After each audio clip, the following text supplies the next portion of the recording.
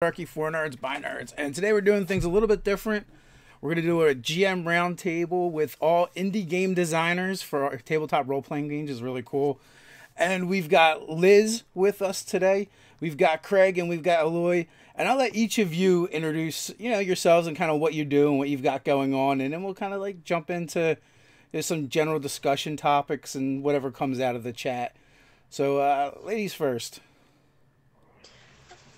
Hi, my name's Liz. I am the owner of Angry Hamster Publishing. Our first game was Witch Fated Souls, and we just had a successful Kickstarter where we launched our game Familiar Terra. You may also know me from a bunch of other work. I've developed a few books for John Wick Presents for their 7th Sea line. I've written for Onyx Path Publishing, Third Eye Games, which you'll hear about soon. Magpie Games. I wrote their book of lore, which is coming out.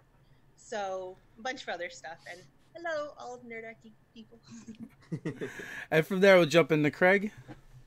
Hi, I'm Craig Campbell. I'm the guy at NerdBurger Games. I made a game called Murders and Acquisitions a couple years ago. Just recently, I kickstarted a new game called Capers, which is 1920s gangsters with superpowers. And that went really, really well and is on its way to production. And there's other stuff in the works, and you'll hear more about that in the future. Last but not least, Eloy, what you got for us? I'm Eloy Lasanta of Third Eye Games, and I like to make games like a lot of the time, and I never stop ever doing it. So I mean, I own my own company, Third Eye Games. I also own a second publishing company called New Agenda Publishing, and we're actually going to be launching for that company. We're going to be launching the quick start for our first game, Maroon, I think within the next 2 weeks, which is amazing. But going back to Third Eye Games, I'll talk about New Agenda later. But it's going back to Third Eye Games, we have currently the Kickstarter for Part-Time God Second Edition out. That's my new baby. That's the one that's the new hotness that's going on that I really, really love. And so many other things. And I write for other companies too, Margaret Wise and Onyx Path and all kinds of stuff. But I've actually had the luxury of working with Liz, and Liz is amazing. She writes a lot for my Ampere 1 line, which is my Supers line. And mostly I'm known for just doing lots of different things. I don't do one thing. I do lots of different things. That's my thing. So the impetus for this GM roundtable was like I've seen a few of them done before, and they all kind of look the same to me. So I wanted to do something different, and move away from the D&D games, fantasy games, and give you folks a platform where you can talk about what you're doing. And Eloy, you actually kind of prompted us a little bit the last time you were on, because you're talking about being invited to do panels all the time, and people would be like asking these questions. It's really specific about being a DM and running Dungeons and Dragons. You'd be like, well, actually, there's this other game that does that thing that you're talking about so much better. So I was like, you know what, that would be a great idea to have some people on and talk about that. So just as a side note, real quick on that, it's so funny because I was just on a podcast, and I'll try not to just like completely bogart this entire like talking session here. But I was on a podcast just recently, and it was about second editions. It was about new editions of games, and the question came up of like, what was your favorite like new edition of something? And I was like, that's an interesting question. I think it would probably be Firefly, because I consider it maybe a second edition to Serenity. And I thought that was a really cool way to kind of redo the game in an entirely new way. And then the other 3 answers from the other 3 people in the panel were 3rd edition, 4th edition, and 5th edition D&D. So that should just tell you a little bit. It's just, I was like, oh, okay, I guess I'm once again the odd man out. So that's the panel I'm on. Exactly, that's the panel I'm on, exactly. Gesundheit, Liz. Go on, I'm sorry. But that's just an illustration of your exact point there. So yeah, and there's so many great games out there. I'm going to ask each of you, because I'm just going to guess that most of you started with D&D, but I could be wrong. Nope, you did. What'd you start with? I started with Riffs. I'm sorry. It served me well for like 7 or 8 years. Yeah, and yeah. I found other things, and I was like, whoa, wow, these are way better. But no, I didn't start with D&D. But did Craig and Liz, did you guys start with D&D? Yeah. Oh, yeah. I got into playing other stuff very quickly. I mean, even back in college, I was in, Star Wars and Shadowrun, and we played Toon for Cripe's sake. I love Toon. Yeah, and we played a lot of stuff. But D&D has had a through line, but I've been all over the place on other games as well. There's always something else that I'm playing. So, what is it that kind of either pulled you away from D&D or pulled you to doing like smaller games, indie games? And you can start, Liz. We'll put Eloy for last because no one else will get to talk if we put him first. I mean, I'm so sorry. like I still regularly play D&D, but what really killed D&D for me, and I played like a couple of other role-play games as well throughout my life before I really started playing a lot of indie games, but what really killed D&D for me was Living Forgotten Realms 4th edition. I hope that's not an unpopular opinion. Also because I've written for the Living Forgotten Realms, like this is like highly hypocritical, but that style of play, like my friends really got into it, and it just slowly killed D&D. And then like 5th edition came out and I was happy again. So That's fair. yeah. So like D&D killed itself for me at one point, but like I still regularly play it and love it. So. What about you, Craig? Why do I design stuff that's not for D&D? Well, I did a whole bunch of freelancing for D&D, and I kind of wet my chops on all of that. I did I did a fair bit of just I was getting paid to produce stuff for 3rd edition, 4th edition. When I decided I wanted to try to design my own thing, I was like, I want it to be mine. I want it to be all mine. I want to do the mechanics. I want to do the whole thing. So, I'm going to do something else. And then after that game got done, then it was like, well, I've got this other idea that I can do that can be all mine and can be something else, something other than the first game and something other than D&D. And it took me until just maybe about a year ago where I realized that, I'll play D&D from time to time, but I've learned darn near all I'm ever going to learn from D&D, unless they change the game up significantly in a new edition down the road, and then there's suddenly new stuff for me. I need to play other games. I need to try out other things, indie stuff that doesn't do what D&D does, in order to broaden my own horizons. And so that's why I've kind of fallen away from playing D&D, and I'm just there's nothing for me. I'm just not interested in writing for it right now. Maybe somewhere down the road I'll say, hey, I've got this really cool idea for a neat thing for the D20 system for something on the DM's Guild. I put one thing on the DM's Guild because it was something that was in my head for years and years and years. I'm having too much fun being my own boss, not having to clear it with anybody. I can design the thing I want to design, and then I wait till the Kickstarter, and then I ask everybody permission, rather than having to constantly ask permission as you're working on something because it's not your game that you're working for. Eloy, hit us. So I think Craig took the question in an interesting direction. Because basically what ended up happening for me was I played Risk for years, and then I discovered White Wolf's games. So Vampire, Changeling was a big one for me, and so was Kindred of the East. Those two were really big ones for me. And then one of my friends said, hey, you should come and play D&D with us. And I was like, all right. I haven't played, like, everybody talks about D&D, and I haven't played it, so I guess I'll go play it. And I went and played it, and I was like, this is neither better than Rifts, which is already down on my list because now I've played way better games, but it's definitely not as good as the White Wolf stuff. So I was like, thanks guys, it was really fun playing for 2 sessions, and I think I'm gonna go play something else that I have more fun with. That's basically what it was. And it's not even that it's necessarily a bad game. I think it does what it's supposed to do really well, but what it does is not the type of gaming that I like, so that's not a game that I played a lot. So there you go. I mean, and so it was never, in terms of design, it was never in the cards for me to ever make anything D&D. So and I'm very much where Craig was. I actually did some freelancing for a bunch of other companies, and then I was just like, it seems really easy, I'm just gonna do it. And then I started my company. Like, that's basically what it was. Famous Oh, last it's word. so easy.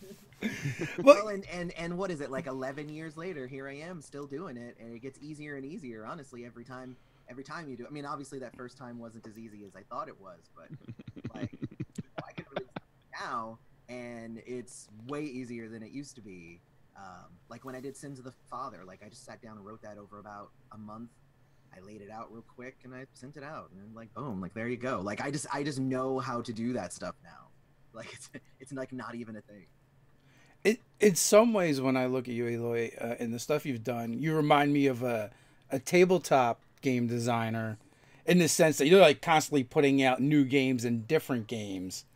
Where I do notice like some designers like stick to a genre, or like this is the system that I built and I will do this until I die. And then and then I look at Third Eye Games and it's like, oh, here's a new one, here's another one, here's a different one. So I find that interesting, and so I guess that like leads into the next question: what do each you really like about design? And I'll just go in the same order and start with Liz, and we'll work our way around. For me, I think it's the creativity of it. I've also noticed, and I think like I've heard this also in Eloy and Craig's answers, that like the more you get into, I think, playing games and like kind of the game development, like large branch of like working in the industry, the more like the less almost that you're interested in story. And like I'll come back to that. I don't mean that necessarily, but like the more you're interested in making some kind of really cool mechanic that's going to be super awesome and super just like tell the exact story you want, because like the story just flows from you, right? Like you have an idea of like what you want to create and it just comes out. And then like the real artistry there is kind of like trying to make a mechanical system that's actually going to fit what you want to do, or maybe hack a different one.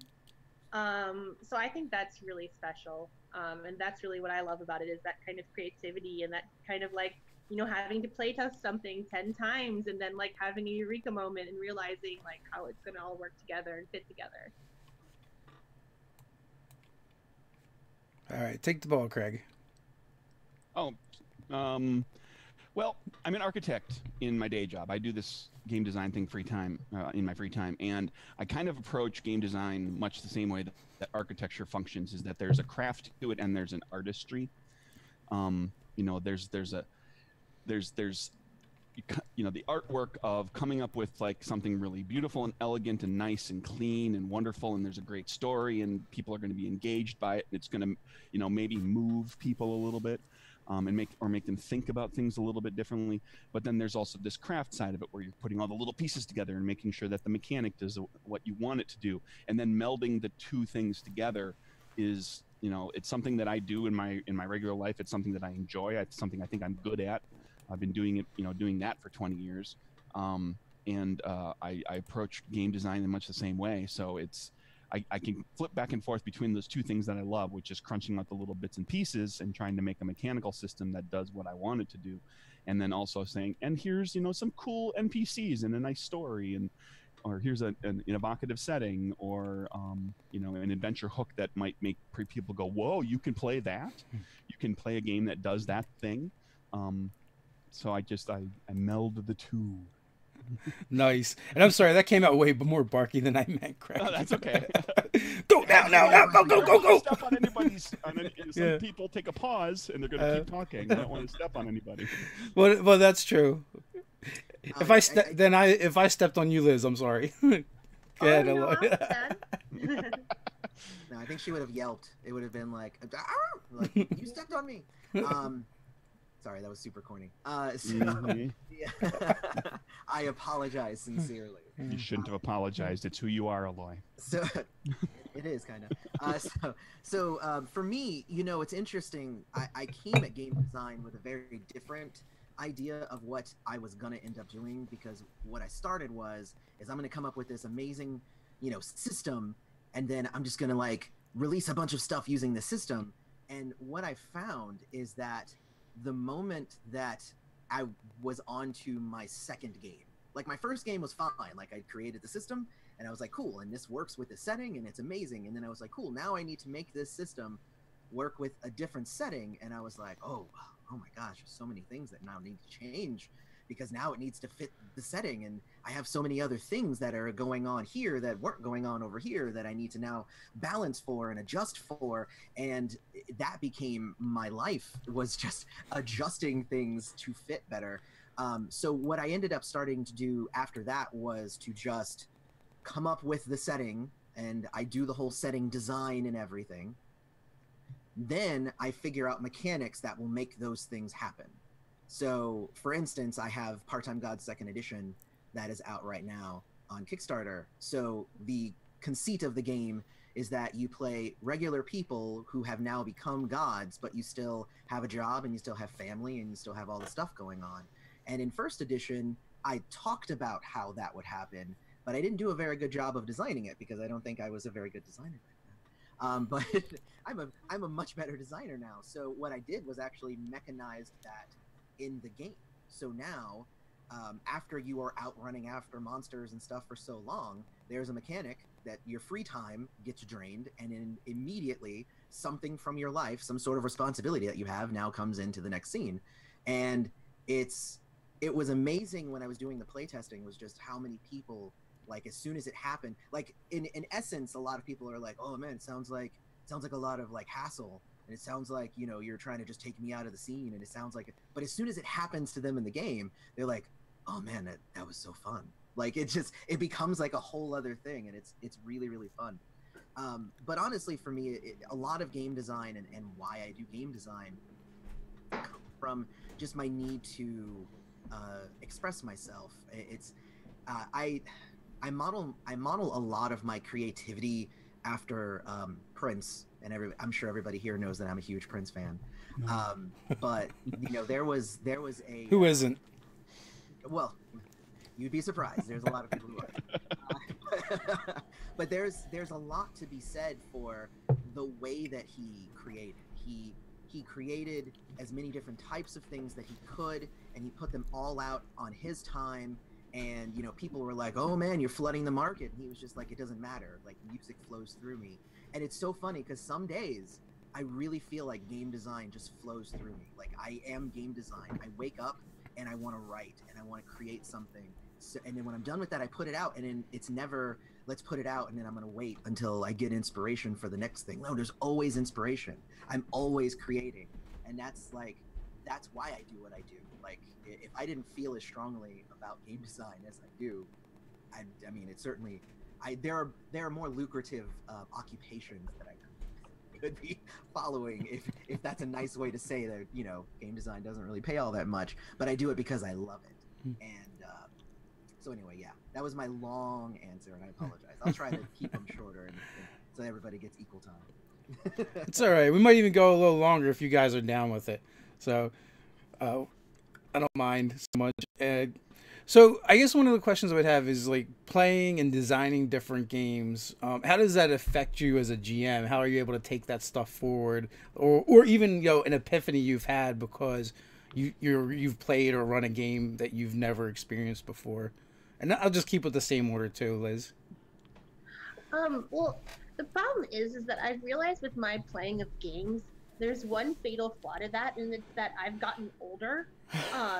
And apparently the older you get, the more responsibilities you have, and the less time you have to, like, write a novella about your character, which is like something that I would do on a regular basis. I'm like, oh, I have a free 5 days instead of studying for exams in university. Let me just write a novel about my character and fall in love with that character. And so I've noticed that, like, as I get older, I have less time for games.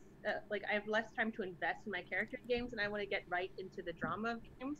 So the more indie games I've played and the more games that I've found that have, like, good systems for that have really kind of influenced my style as a GM, because all my friends are older as well. So even though we still play, like, we have, like, now a years-long game of Vampire the Masquerade. Actually, it's now Dark Ages because timey-wimey things. Like, the more I add in of that stuff that I've either designed or I've seen, like, now we're using part of the Blades in the Dark mechanics in terms of, like, doing little downtime stuff just because it makes it easier because we can only meet once a month. So that, like, you kind of just pick out all the cool things you found and incorporate them into games, or at least that's what I do. mainly because I have no time. And indie games are great for that, getting you right into the drama when you don't have time to like dream about your character and her love affair and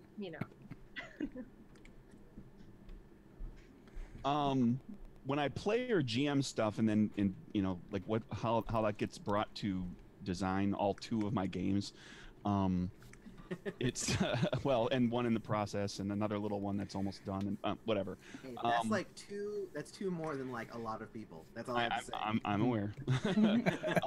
One of the things that I find myself, because like I said, I've been trying to get into other games more often, and there are things in any given game that I don't particularly care for this thing, or there are certain types of mechanics that I've seen used in games that I loathe with a passion, with a deep burning passion, and then I play something, or I find I play a game that has it in there, and I GM that thing, and then I find, oh, here's a way to do that thing that is actually kind of cool. There's a different take on it. Here's an interesting way to do something, or here's a thing that I'm not going to necessarily take that idea, but I'm going to take the concept of what is happening there. Like I'll use Eloy as an example. I played Part-Time Gods at AndoCon a couple months ago, and one of the things that I typically hate about any game that has where you buy stuff is just like where it becomes D&D, the accounting, where I've got this pile of gold and I'm going to spend it in the best ways, and I'm going to sit there and keep track of every gold, silver, and copper piece I have. And certain games that becomes like something that has to happen because it's part of the game system for you to buy those things. And then Eloy had a couple of different resources with free time and money and how they interacted with each other, and then there were some other things that I was like, there's interesting ways to use those resource kind of pools, so to speak, without it becoming accounting. And so there's something I'm working on right now that I found a way to take what is effectively currency in the game and have it become part of a pool of something else as well. It's like, here's this big pool of points that you can use for currency as well as some other things. And so whether you use it as currency versus whether you use it for these other things is actually an interesting part of the game. And so it's not just, well, I have $17 and that's what I can, or I have 5,000 gold pieces, and what can I do with that? No, I've got this money, but I can also now spend it maybe on doing these other cool things. And now I don't have that money anymore, but I did these other cool things, and I wasn't spending those points as money. I can't give too much away because I'm still working it out, but it's an interesting, I found a way to use currency in a game that didn't make me go, oh God. So, you can always cannibalize and pull from other stuff. I do it all the time. That's actually what I find to be the most exhausting part of most character creations. Anytime I try to go out and play other games, whenever it gets to, now let's go to the step where we buy equipment. And I'm like, oh no, I don't want to do that. That's math. I don't like math. I know I'm a game designer that doesn't like math, but like I like math probabilities and stuff in the game design aspect, but I don't want to like, you have 5,000. All right, let's take away 250. Now let's take away 400. Now how much is that thing? Well, how much are the upgrades? Like, it's just like, no, I'm good. I don't need that. Single digits, please. I think for me, the biggest thing that I've learned from playing other games that has affected my own game design has been learning new ways to evoke more depth to characters and also to character interaction. And I think that those have been things, because if you look at my very first system and you compare it to the last system that I created, they are starkly different in their approaches to many things. My first ones were all point buys, and now I have their kind of story, like life path kind of situations, but like not life path in the you're 34 years old, select 34 points in your life path, like how some games do. But like Ninja Crusade, for instance, was a really fun game because you got to pick, what was your birth sign, then what did your family do, like when you were growing up, like what trade did you learn, and then what was some terrible thing that happened to you in your life, and then like now that there's a war going on, what role do you serve in the war, and then what ninja clan do you hail from, and then from those 4 choices you've basically made those 5 choices, you basically made your character. Like it just makes it for you because you're telling a story. during character creation for the type of character that you want to play. And I find that much more engaging than point buys. Like, well, my character has 5 points in strength and only has 4 in stamina. It's like, okay, that's great. So that's basically what I've learned. Also from playing a lot of Power by the Apocalypse games, I learned the power of being able to just have like a single line just to tie you to other characters is just an amazing tool to have. Just like, hey, pick another player's character, and that character saw you steal something and is trying to figure out if they're going to tell somebody. Like, boom, like that just made an entire storyline. That could be a whole storyline that me and now that other player can now have between each other. And I really love just how effective just a single line is. And what I've been doing since then is trying to find ways to elaborate and enhance that and make that even cooler. So, because I had something like that in Ninja Crusade, and in Part-Time Gods, I have another thing. And in a PIP system, I have like random tables out the wazoo, which is because I love random tables. But anyway, so these are all things like I've learned from like my game design, and you're always learning. That's actually the good thing. That's why I like to take different jobs. That's why I like to freelance for different companies. I like to read as many books as I can, because each of these things that you learn and that you interact with and you play with, and especially if you can write it, especially if you can like get a job freelancing for a company, and then you are like, well, I could just write this thing, like this says it's a +2, and then like if you can talk to the developer, because I always do this, and I'll go, why is this a +2 and not a +3? It makes more sense if it was a +3. Can you explain that to me? And then the developer can go, yeah, here's the design philosophy behind why it's a +2 and not a +3. And I go, oh, that makes so much sense. And then it's like, now I get that. And it's like, basically, the more things you get, the more that you can bring those things into your own design, because now you're understanding different. It's just like anything. It's just like, debate class. Like, if you need to try and bone up on a topic, you don't just go to one source. You have to go to a bunch of different sources, and you combine the different ideas and theories behind that thing so you can make your argument. My argument is my game. My argument is this game is the game you want to play, and here are the reasons why, and here's the theories behind it. And and also, as is debate, people might read it and go, I don't agree with your argument. I do not like this game. And that happens sometimes. But, it's like, every game that you make ends up being an expression of where you are at the time in your assembling that argument. And that's basically, that's why, like, my games from 11 years ago, Jesus, are way different than they are now, just because I'm in a different place, both from how many games I've gotten the honor to read and play, but also just as I've started to incorporate these things into my mind, it makes all of my games better. So one of the interesting things that Liz had brought up was the fact that the way you're able to game now kind of influences, your life influences what's going on with your gaming. And Eloy, you mentioned you started 11 years ago designing games.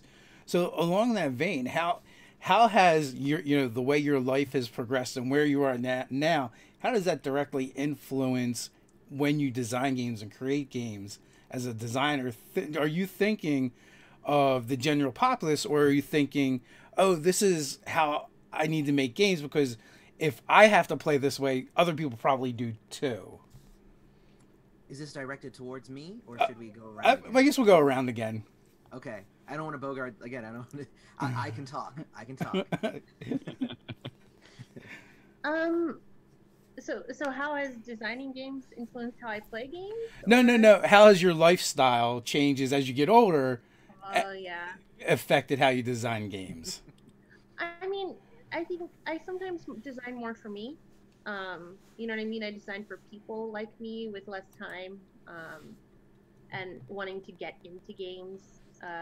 You know what I mean? So I'll think about mechanical ways to make that happen, like what Eloy was talking about how, like you might have a line and, your backstory will influence the points you get.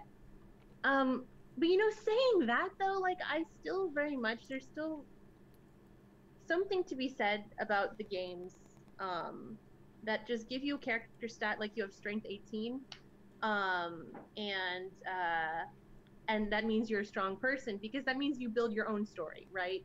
You don't have something telling you, but you have a backstory which links to the game, and then it's just setting. So I do want to like have a strong opinion about this and say like, oh yeah, definitely getting older, playing more games has made me only design this like more like nuanced system that really gets people in right away. But actually, like, I still sometimes make games and write for games where it's just like you have a basic character stat thing, and then here's this awesome setting. You create your character, you go into the setting, and you know what? Like, my mechanics aren't going to tell you how to play. You play you, and the story will happen, and what ties your character to the story are the choices that you make and how you decide to act. So I still do that. So I'm sorry, that's not a good answer. Like, I don't think there was a right or wrong answer. Just answers. I am just curious because as we get older and we get more experience, like how that affects us, and a huge factor is going to be lifestyle. yeah, I mean, like, my writing must be better, I would hope. And like, no matter what mechanics I create, I'm very much hoping that they also are better. Like, I hope when people read like stuff that I first wrote and stuff that I write now, they're like, wow, she's gotten better. Like, that's a genuine hope of mine. At least, like, I try not to open like it's very difficult. Like, the first game I made, Witch, like, I still love it, but like opening that book is painful for me because I so desperately would love to do a second edition. But like, I still have a lot of these books at my house, so like, I need to sell them.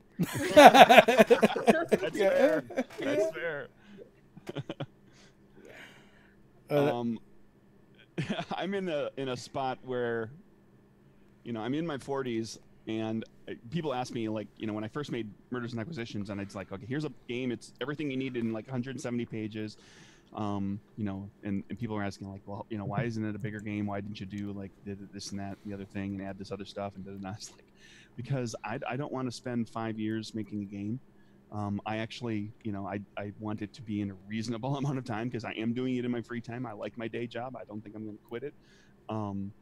And I even came across like the amount of time I have to put toward any given thing is like, that's one of the driving forces in my life right now. Is I even came across, like, just this weekend, somebody posted on a group somewhere saying something about there was a bunch of designer types, and one person was asking if some people could take their system and like, can you just design a character? Here's a new character sheet, and they wanted to kind of test out like how the character sheet read and flowed, and whether you could put together a character easily on it. And they said, and it should only take about a half an hour. And I said, I don't want to design a character that takes a half an hour. I don't want to read a character creation chapter that takes a half an hour. So that's that's kind of where I'm at with all this stuff. Is like, I like a game that runs a little tighter and a little shorter, and if I want to, and it does it well as a one shot, or can work fine as a multi-session campaign for a while. I want a game book that I can get through in a reasonable amount of time. I want to create a character that doesn't take an hour to do, where I don't have to game the system to do it, where I can just like, okay, here's the thing, make 5 choices, like Eloy was talking about, whatever those 5 choices are for that game system, make those 5 choices, and on you go. That's becoming and that may change with the right game thing that I'm designing. There might be things that I design where it's like, oh, well, this necessitates a bigger something. That might be more involved because it's appropriate for the game, and maybe my opinion on that will change, but it would take a lot to make that change. Eloy. Oh, handing off. Thank you. Yes, you're welcome. So no, I think for me, I'm gonna mirror basically what Liz said, is that I make games that I want to play. I do that too. So, like, that's what I do. Like, yeah. Usually what I do is I will say, what kind of game do I feel like playing today? And then I will go online and I will see if that game exists. And then if it does, then I will buy that game, and then I will play that game. And if it doesn't, then I will make that game. That's basically how my thing works. I need to be inspired, and then I will make a game that fills the niche of the industry that I want to play personally. And that's why I'm cool with like not all of my games respond well with everybody, because I made it for me, and you know, I basically make my games in the hope that other people like the same stuff that I like. But that doesn't always happen. But honestly, for me, in terms of, you know, designing games, I don't think that I've never designed games to a certain type of audience in terms of time, like age and stuff like that. I usually just make whatever I like, because like, for instance, like I have a 2-year-old that runs around, drives me crazy all day. But he's a wonderful kid. I love him a lot, but he drives me crazy. And the thing is that if I was like, well, I'm going to make a game that's going to appeal to other, you know, stay-at-home fathers with 2-year-olds that only have this block of time to play, then like that's not going to have wide appeal. it's gonna be like just people like me, who are stay-at-home fathers who have 2-year-olds running around. So what I do is I try to make games that fit into certain genres or whatever. So I do have more traditional games. I have games that are more indie. I have ones that can be played better in one shots. I have ones that, you know, only require a single die if you're not a big dice whore like a lot of people are. You know, I have some that require lots of dice, you know, so it's like I try to design lots of different types of things, but a lot of my design also comes from me challenging myself. Like I created Sins of the Father because I said, hey, I wonder what it would be like if I created a game that used playing cards instead of dice. And I know that it's been done before, but like, what would my version of that look like? And then I created this, like, oh, this kind of works. I kind of dig this. Now, what can I attach to this? And then, you know, so I created kind of the system, and then I created the setting, and then I came back and I said, now what can change in what I originally created to now fit the setting that I've now decided to match this with? And it came out to be a really darn good game. I'm always happy with it. Whenever I run it at cons, it's always like the most fun. Like, it's so funny. Like the game. What game is it? What's that? What game is it? Oh, I said Sins of the Father. I'm sorry. Oh, that one. Yeah, I thought I didn't say it. Okay, I thought I said it. No, Sins of the Father. It actually got nominated for Best Game at the Ennies last year, which was also very shocking. But it was just one of those things. It was just a lot of fun to design. And it was also one of those games that I've been working with like teams and like working on like source books for giant game lines and stuff. And Sins of the Father was like the first time that I sat down and I was like, you know what? I'm just going to write this game. I'm going to write it, and then I'm going to lay it out. And I have an editor. I'm not going to edit my own stuff. That was my issue on my first book. I edited my own stuff. Don't do that. No. But, oh my god. Exactly. So, but basically it was me plus an editor, and then like that was what that whole book was. So it was a fun experiment because it had been years since I had done that since my very first game. But you know, going back to it and just being re-energized, and then of course being nominated for an award for that type of game was also it was a huge ego boost, and it was able to kind of push me to try and experiment more and do more things. So there you go. There was another long answer. Nice. Zarif Gaming wants to know, what's your favorite bit of lore from the games you've created?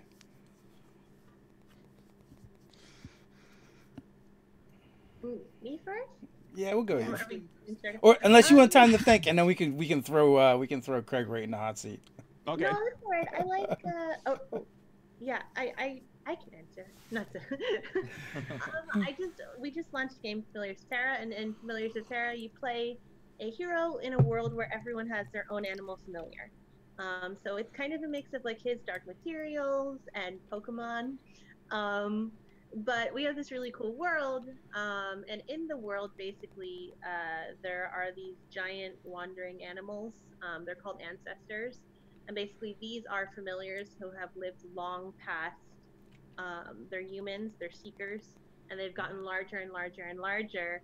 And during this cataclysmic war, which kind of mirrors World War II in our country, in our world, there were two giant elephants, like so gargantuan that they're sizes of cities, and they were mates, and one of the mates died. So grandmother, the mate that was remaining, when that happened, she just like laid down on the ground, and she has been there since, yeah, since then, just waiting.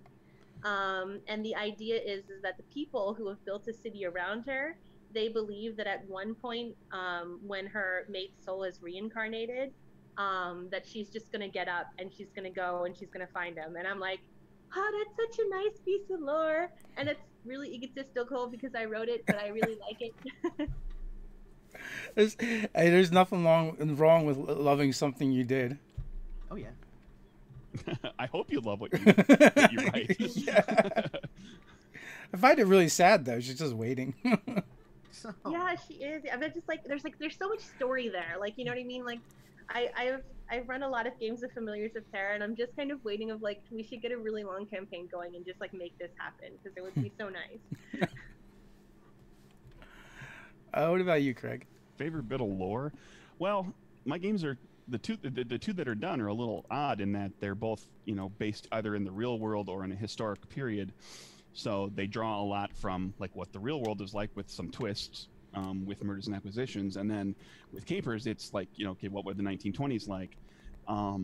So I think the best thing that, you know, the thing that I had the most fun with, and that I think is maybe one of the best things about Capers, is that it's set in the Roaring '20s.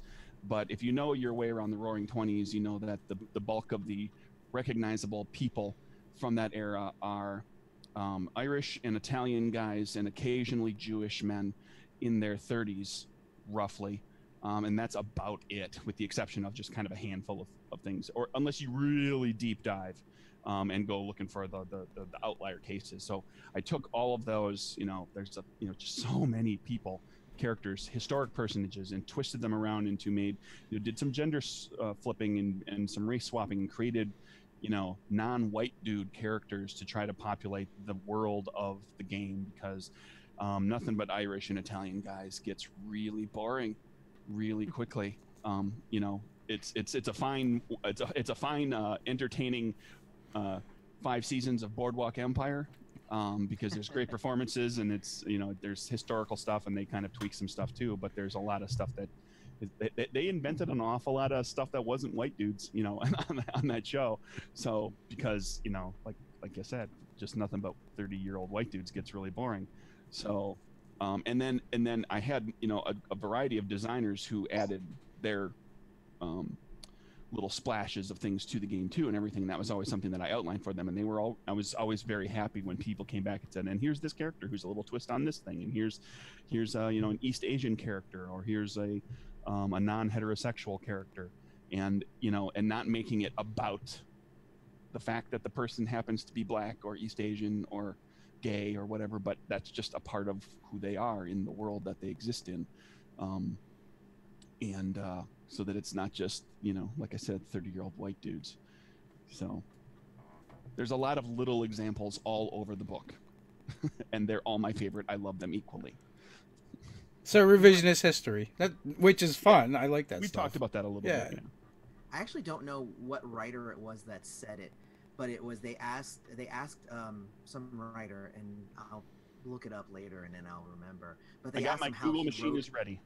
Well, they asked him how he wrote women in his books so convincingly. And No, it's Joss Whedon. was it no? Well, basically, Say the rest of the quote. well, basically the answer was, I write them as if they're a man, and then that's it. Like, that's basically it. Like, basically you write them like they're a person, and then it doesn't really matter who they are or whatever, you know, underneath that, like skin color or gender or whatever. Like, you just write them like they're people. You don't have to write them as a woman. You know, you just write them as a person, and it usually is a good way to do that. But what's the Joss Whedon quote? Well, they ask him why do you keep why do you, or how do you write, or why do you write such strong female characters? And he's like, because you keep asking me that. Yeah, because that's a question that needs to be asked. Exactly. Yeah. So when you were saying that, I'm like, I know it. I'm like for Hufflepuff, but no. I'm Hufflepuff. I'm Hufflepuff too. It's good. It's fine. It's points for our team here. So I have 2, and so I'm gonna take a little bit extra time. But the first one, I'm gonna parse them down a little bit. So my very first game was Apocalypse Prevention Inc. It's basically it's modern day. It's like Men in Black, but with Buffy mixed in. So it's really, really fun game. Second edition is out. It's a really fun game. You should buy it.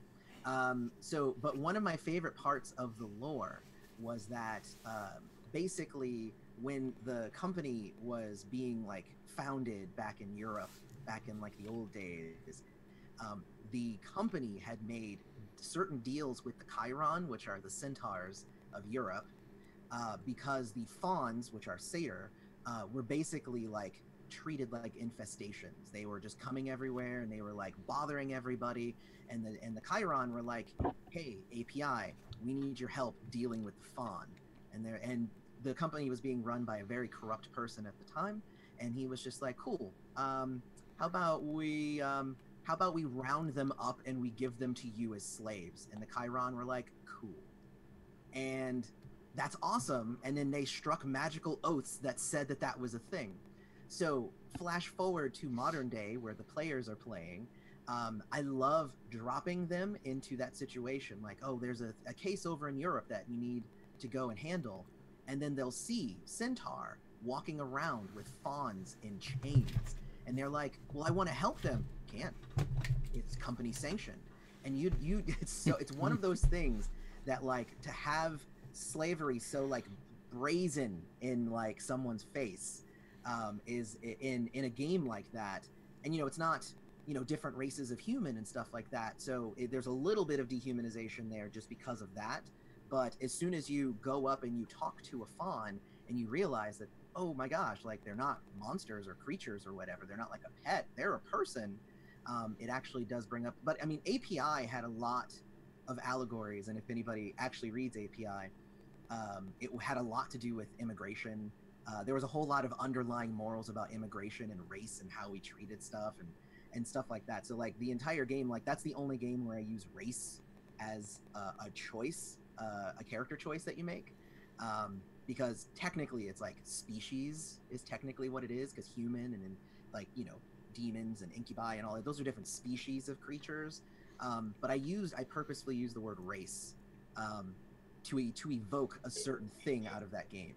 So anyway, I really love that particular piece of API just because it's so in your face, and as soon as you know it, you're like, I hate the company I work for, but we still do good things, but this is a very bad thing that we do, and it becomes that very gray area. That whole game is gray area, which is why I love it.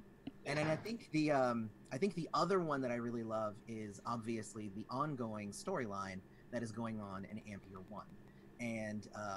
And every book that we come out with, it's Ampere 2, Ampere 3, and Ampere 4 is like, Ampere 4 is like 2 weeks away. Like, I just need to get like 4 more pieces of art, and it hurts that I can't release the book until I get those 4 pieces of art. But it's almost done. But that has been an ongoing thing that I really, really love. And for anybody who doesn't know it, it's my supers setting called Ampere 1. And you play people in the modern day, and Ampere 1 starts in 2015, and in each book tells you what happens the next year, 2016, 2017, 2018, and lays out exactly what happens when people start getting superpowers in the modern day. And there are just a couple of characters that I just love, like I just love in that game. And probably my favorite is probably Critter. I love Critter because she was the very first amp, and like in year 2, like she went through some transformations into like this giant terrible monster, and then like there's a whole bunch of stuff with her kid and her husband, and like there's this whole revolving storyline around her that I just love. And like it comes to like a really good point in year 4, and I haven't really decided where it's going in year 5 yet, but in year 4, like it's Don't ruin things. Don't ruin things. Like I just get really emotional about this. Like, I've written for this book. Yes. And I remember even threatening Eloy at one point. I'm like, listen, like things need to go well for some of these people. Like, come on. It's okay. I had some really good things. It's going in a good direction for Critter. I don't know how it ends, but it's going in a good direction currently, at least. So because she went through some stuff in years 2 and 3 that were not very good for her. but year 1 and year 4 were pretty okay. They were okay for her. But anyway, so I like that as well. So and that's good because Liz can back me up and say there's a lot of really good kind of kernels in there for that game. So and the Brick Bandit in AMP is amazing because in AMP year 1 it was like a 250-page thing of this teenager who was going around and turning bricks into like really expensive pieces of jewelry and then pawning them, and then the jewelry would then turn back into bricks. So he became called the Brick Bandit, and he was really fun. But as like the world has changed, like Bandit, he got rid of Brick and now he's just called Bandit.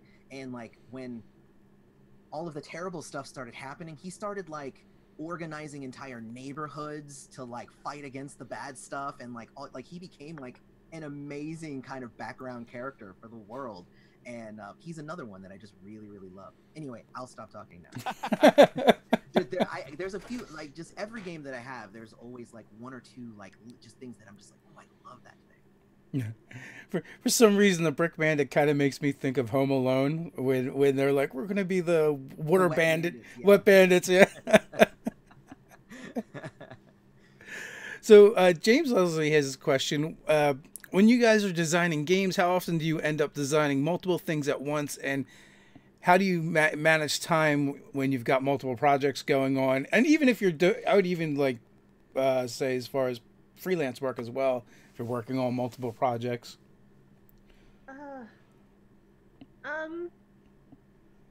I manage. So I the small freelance things where you're asked to do a couple thousand words, I mean, that's very easy. You know what I mean? That's just like, I'm going to write it up, I'm going to get it out, I'm going to read the system, and that's fine. The larger projects, like I've, over the past few years, have been juggling multiple books for John Wick Presents, and doing my own stuff. And that's always kind of a struggle, because you have one job, which is for another company, which is actually paying you, which you're really passionate about, because I love my work there. But you also have your own stuff that you're doing that isn't paying you yet, but has the potential to possibly pay you if your Kickstarter is successful. And so like balancing that, I find very difficult. But like, you just have to do it, basically. Like, you just have to be an adult and get your work done. Otherwise you won't get paid for either. And that's kind of what I've been doing, you know what I mean? And I think Craig and Eloy can also like attest to that. Like, it's a lot of long hours. It's a lot of evenings, it's a lot of weekends, and it's a lot of, just being 100% of your day in game design the whole time to kind of balance that. I don't have any scheduling tips because I think everyone else does it differently, but like, I have now this year made a New Year's resolution to try to only work during the day, and not work in the evenings, especially at least when my partner is home, to not work those times, because that time is so special, and like your personal life is very special, and never take it for granted. But yeah, difficult. Well, I'm in a spot right now where my freelancing for other people is like very occasional. So slamming that into the middle of working on my own stuff is pretty easy. Just hit the deadline. Since I do all of this in my free time, I have my my trick is to only schedule 2 things maximum.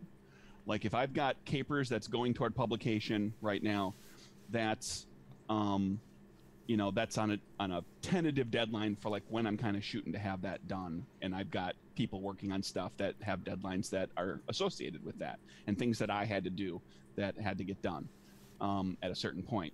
And then there's another game that's like, I have an idea of when it's gonna maybe go to Kickstarter or become a real thing.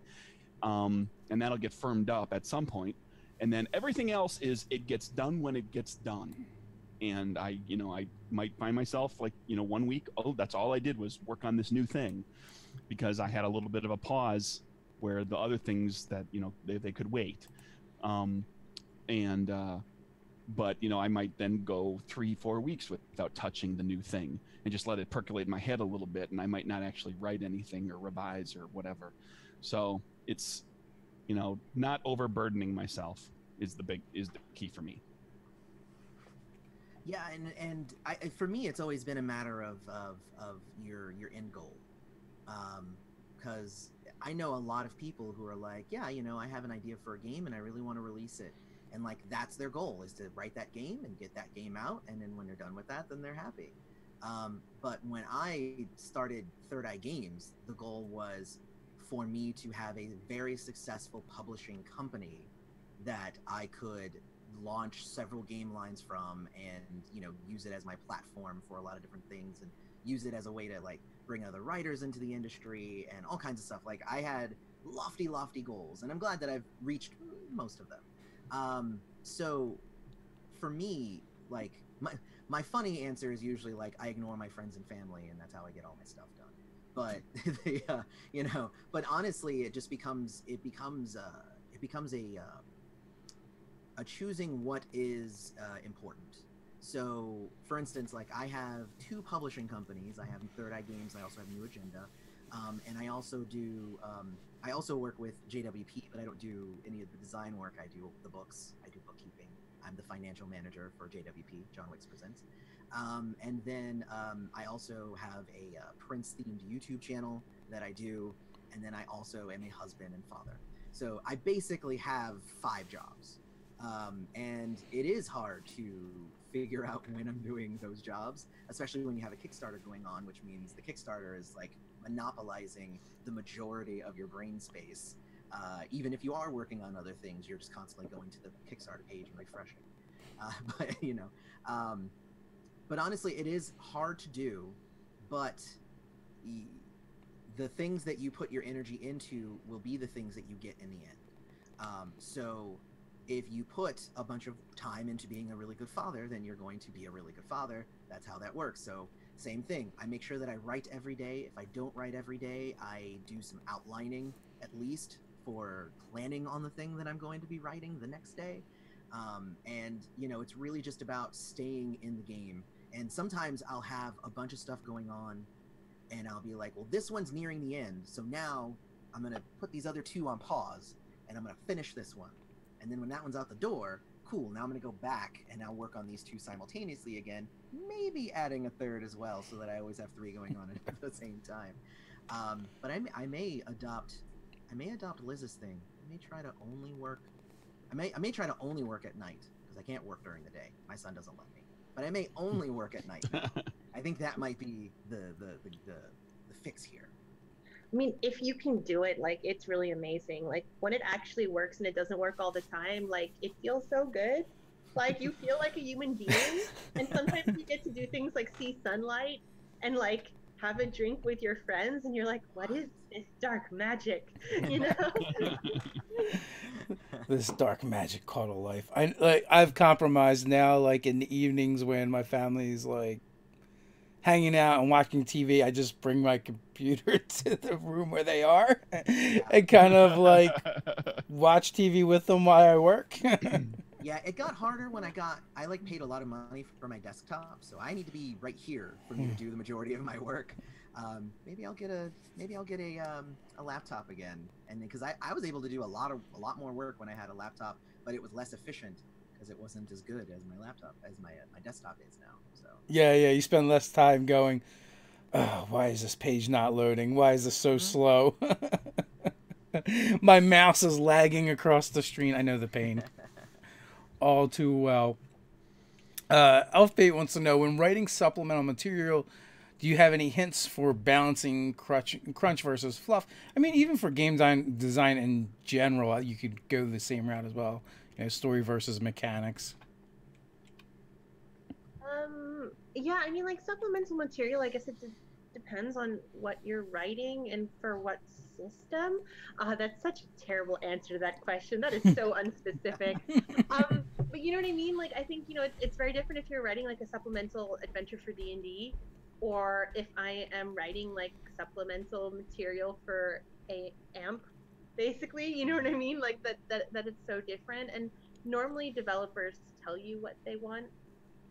But like my advice for like a hobbyist who's just writing supplemental material because they really like it is like focus on story, because you probably love the game that you're writing for enough to actually write something for it. So I would say focus on story, and like, you know, use the mechanics that are there. And writing supplemental material, actually like just game designing based on another game. I have never really hacked anything before, so I don't know, maybe the other two can talk more about that. Like I normally create my own systems, so. And yeah, like writing supplemental for certain games, most developers just tell you what they want and you just follow what they say, so they pay you. They don't like when you shoot from the hip. Is that what you're trying to say?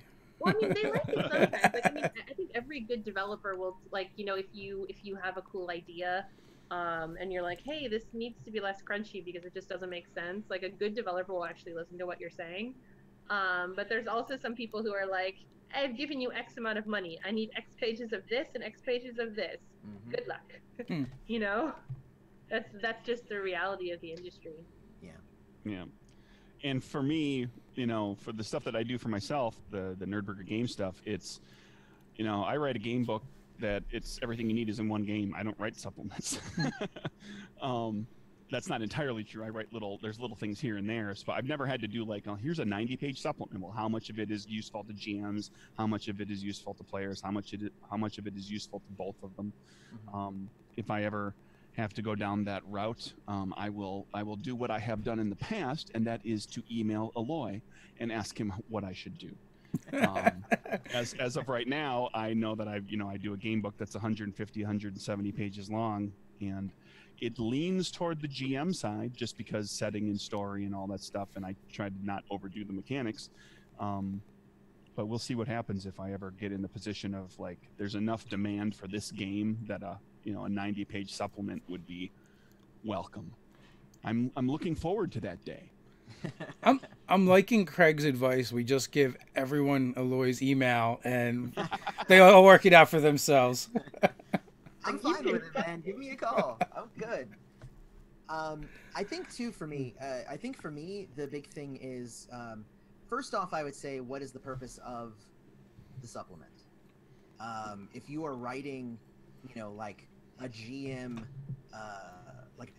toolbox to add new mechanics and monsters and stuff, you probably don't need a ton of setting stuff. It's more like tricks, like how to manipulate that rule to do this and how to do that. Like, and there's other books that I don't want to say are like entirely fiction, but like White Wolf got very popular for releasing entirely meta plot books, and people ate that stuff up because people loved the world that they had created.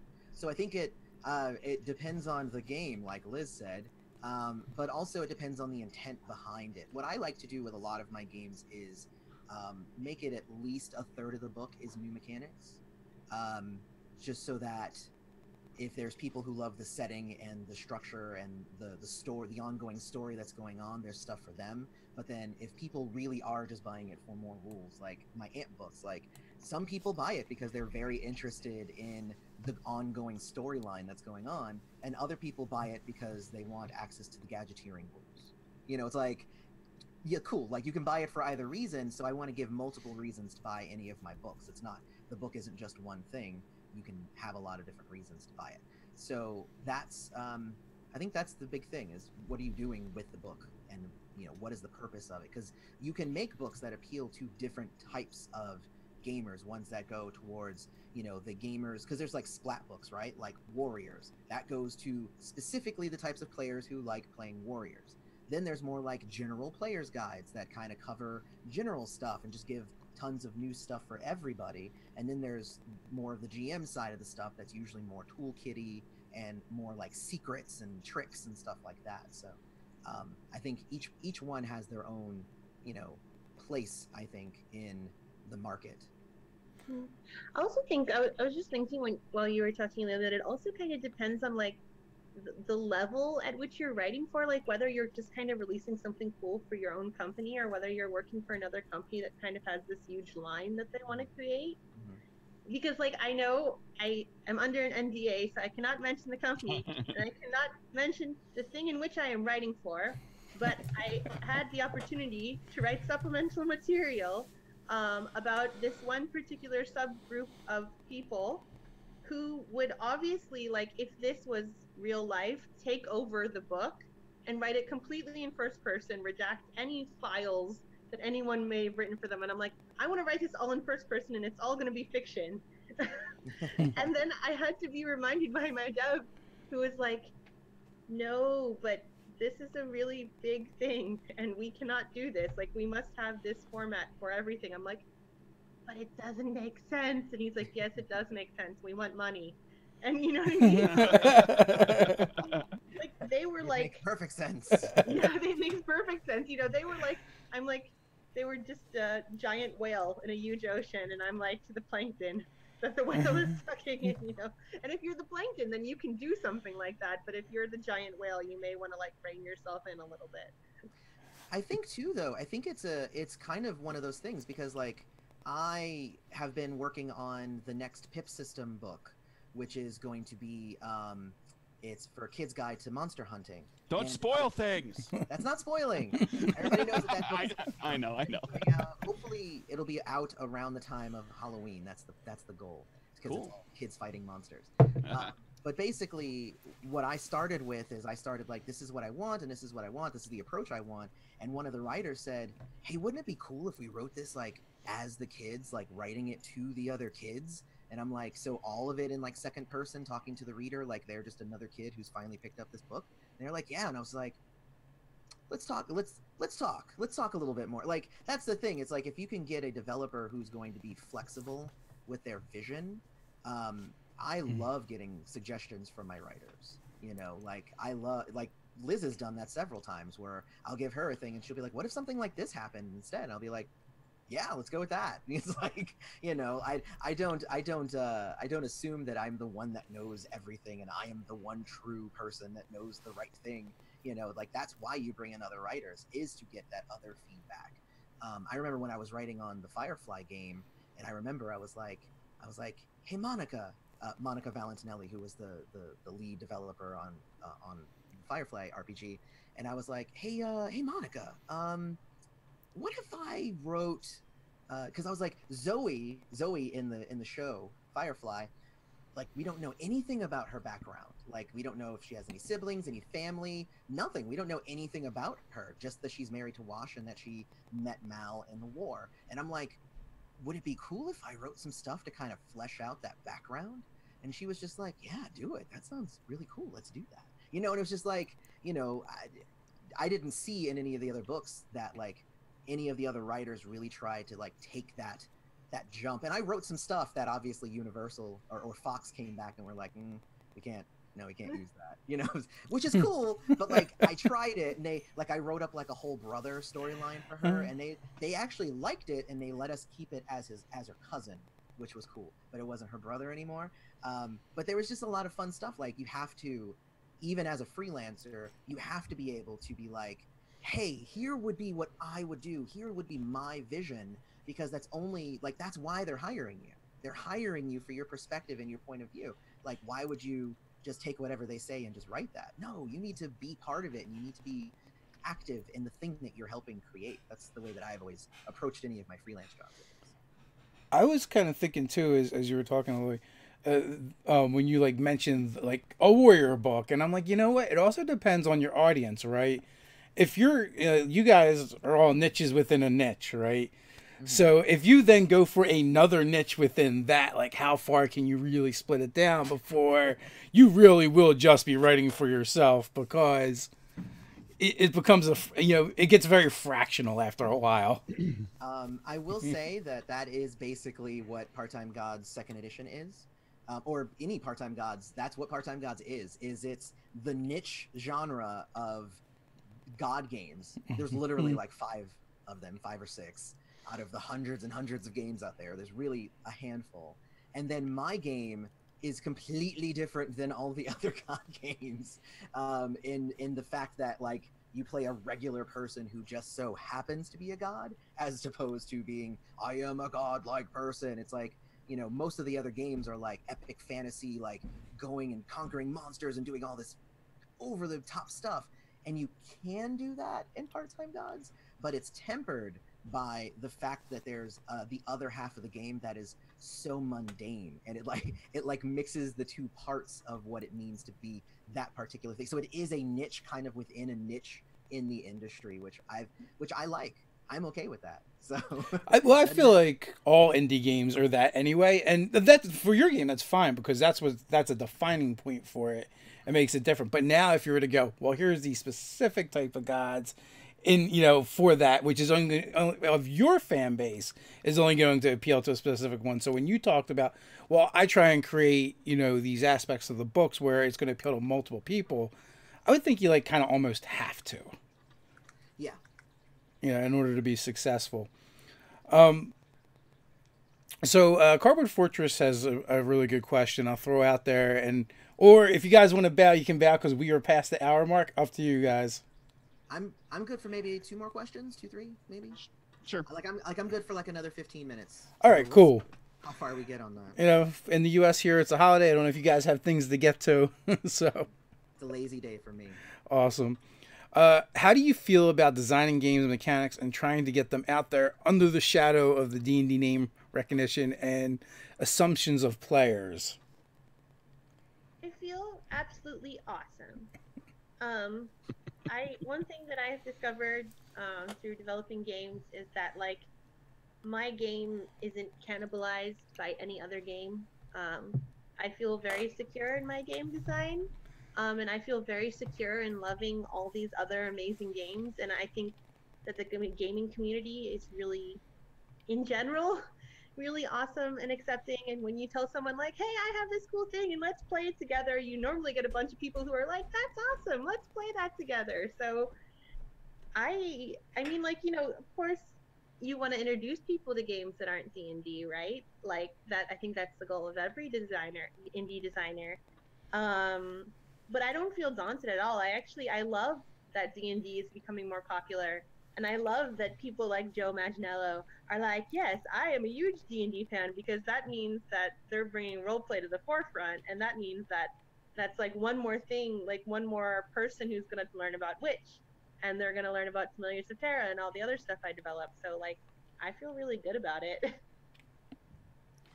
I'm pretty much there with you. You know, we talk about like the people who play their D&D and they love their D&D and they're never going to play anything but D&D. We are making Critical Role. It's making people like that every day that are going to play D&D, and that's going to be their thing.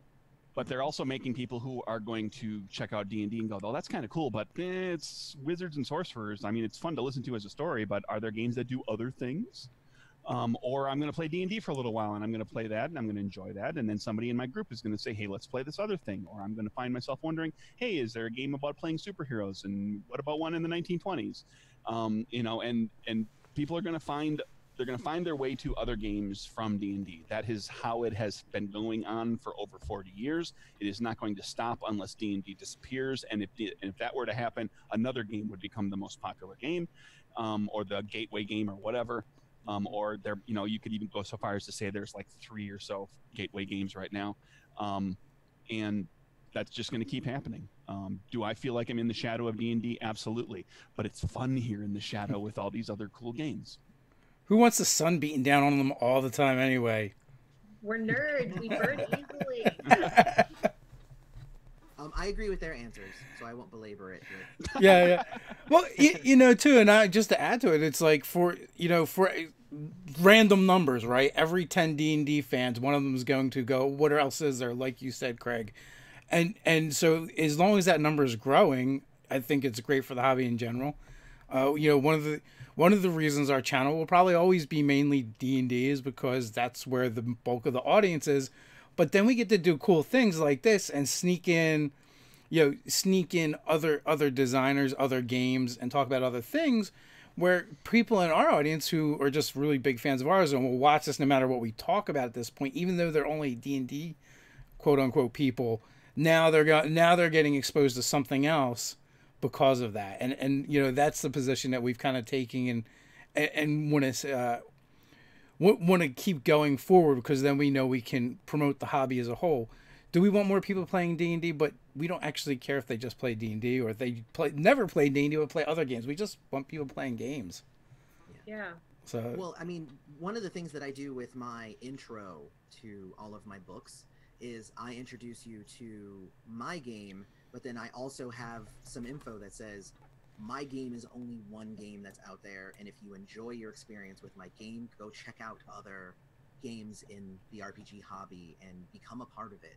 Like, that's one of the things that I do in all of my games. I have like a little blurb that says, you know, go on and go forward. Like, this can't be your only game, because even my own games aren't my only game. That's why I create so many games, because I like to play games. So, like, it doesn't make any sense. Those people who are like, I only play this, it's just like, you have a very limited view of what life should be like, and you know, that's fine, I guess. he's like If that's your thing, fun. go for Exactly, it. have fun with that. But for those people who want more, there is more. Yeah. each one of you and every game designer out there is just an evolution of what Gary Gygax and Dave Anderson started, which was an evolution of wargaming. So, it's great that it's all out there. You know, I do have a question that I thought about when you folks were talking. I don't know if it was I think it was you said it, Liz, about wanting to do a second edition and why you want to do a second edition, which new editions in the hobby get a bit of a hard time, especially from the bigger companies. Their fan base is more so, I think, than other companies. Like, I feel like you guys could probably get away with a little bit easier. You always hear things like money grab. It's only about money. They want to resell you the same books, whatever. But Liz said some interesting things like, well, no, like, I made this game and now I'm looking at it and I'm like, oh, I love the game, but I could have did so much better. Mm-hmm. And Yeah. That is literally what Part-Time God Second Edition is for me. Like, Yeah. I couldn't connect with it anymore. So I was like, I have to redo it. Like, I wasn't even like Liz, where I was like, I can open it and it's still good. It's a little bit painful, but it's still good. But like, I went back to the old one and I was just like, I don't even want to do anything with this anymore. Well, and I mean, also, I think indie developers, like, when we do a second edition, it's because, like, we have a really small company, and the only way to print a second edition is to do a second Kickstarter and get that money. Mm-hmm. Otherwise, we won't be able to reprint the book. So, like, why would you not improve your game when you reprint it, right? Like, that seems crazy. I'm in a position right now where I'm 2 games in, and am I gonna print it? Am I gonna do a second edition of either one of these or any game down the road? Maybe. Right now I don't know. Neither one of them is old enough to warrant it, so I'm not even going to think about it too hard. Yeah. We'll see what happens. Yeah, I think that there has to be enough change for it to be warranted as a second edition, and I think also, I don't know, for me, I think there needs to be a certain amount of time between editions as well. For instance, like, I remember that there was a huge controversy when third edition Vampire was out, and then they released revised edition like a year later, and what it was essentially third edition but like revised, and a lot of people were mad about it. They were like, you're just trying to sell me the same book again, and it's just like, no, we realized there were a lot of things wrong with it, so we fixed it. So we're trying to sell you a better book. We're trying to sell you a better game. Exactly. They really did fix a couple things that really did need to be fixed too. Like, I'm a big fan of Vampire Revised. Mm-hmm. Oh, I'm a fan of Revised as well. Yeah. Whenever I talk about like the divide in D&D and how it's split at third and fourth, and there was a lot of angst over that, like my first thought is, like, I don't really believe anyone that truly loves game design and works in this industry, because let's face it, you're not really doing it for the money. You may get a paycheck, but you're not going to get rich doing it. There's a lot of talented people that could go to other industries and make a lot more money if they did, and many have.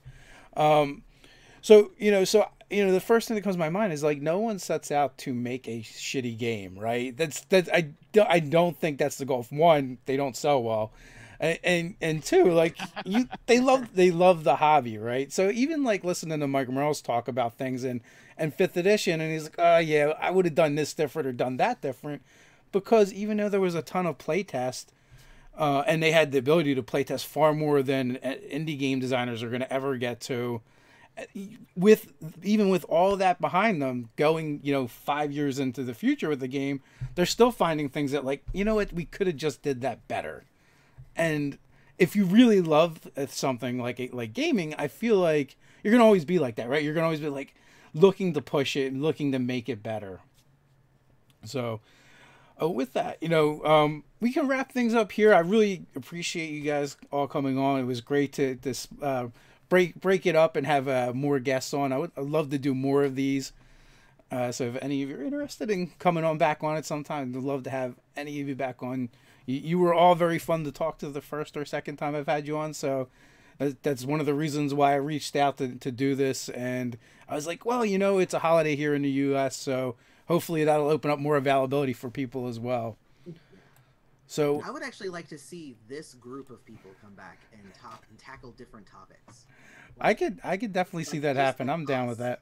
Yeah, that would be fun. That'd be super fun. So with that, let's we'll start with Eloy and work our way to Craig and Liz. Just remind people where they can find you, what you got going on, and as always, in the description you can find links to websites and their Twitters. Exactly, yeah. The website, thirdeyegames.net, and the Twitter is at thirdeyegames. Also on Facebook at facebook.com/thirdeyegames. The biggest place that you can find me is, I'm kind of all over the place, but, right now, most of the attention is on the Kickstarter. So go to Kickstarter and check out Part-Time Gods. We're actually really close. I think we're like $800 away from the next stretch goal, which unlocks a whole new book, which will be fun. So if we can hit that, that would be amazing. We have like 2 weeks to do it, so I assume we will. So, because the cool thing about the Kickstarter is that my old record was just under 19,000. So now that I'm just over 19,000, that means that this one is now my new record. So yeah. Congratulations on that. Thank you. So that's basically where I'm at. Part-Time Gods 2nd Edition, and if you go there, I have links to. Oh, that's the cool thing. Like, if anything I said about Part-Time Gods 2nd Edition sounds good, there is a preview that we created with characters and an adventure and a summary of the rules. You can go download that. That is for free. Just go to the Kickstarter and click on the link, and you can get it for free. And you grab that for free, and if you like it, then you can back. So sounds pretty cool. Good, Craig. Yeah, you can find stuff about my game design stuff at nerdburgergames.com. I blog up there a little bit right now. There's some very vague discussion about the new thing I'm starting on.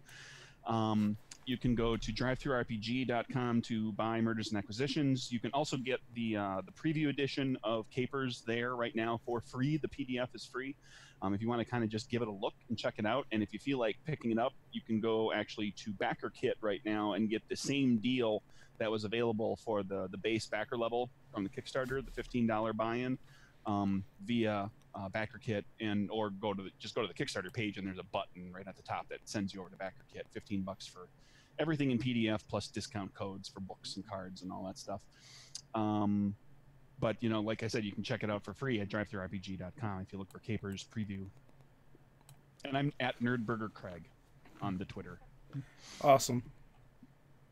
Yeah, you can find everything about my games on our website. So that's angryhamsterpublishing.com. We also have a Twitter, which is at angryhamsterrpg, and we're on Facebook. If you just look up Angry Hamster Publishing, basically just type Angry Hamster Publishing into Google, and you will find my stuff. A very unique name. One of the best. Why is the hamster angry? One of the best names It is. of all time. It's a great name. Have you ever played Baldur's Gate, Craig? Oh, okay. it's like a Baldur's Gate reference / a personal thing, and we'll get into it later. But yeah. Liz, is there a backer kit set up for people who weren't able to get into the Kickstarter for Familiars of Terra? Yeah, that's going to be set up this week, actually. So if you are interested in Familiars of Terra, please give that a look on Kickstarter, and you can actually download a free quick start as well. So if you like animals and heroics, then you might like Familiars of Terra. Exactly. And I mentioned that because I'm already a backer of Familiars of Terra, but it looks so good that I want her to make lots of money off of it. So people go to BankerKit and give her more money for the game that she designed. You could even play your own character with an angry hamster familiar. Oh, oh. Oh, of course you can. Why wouldn't you? So with that, thanks everyone for being on. Thanks for everyone watching. Until next time, stay nerdy. Bye, everybody. Bye.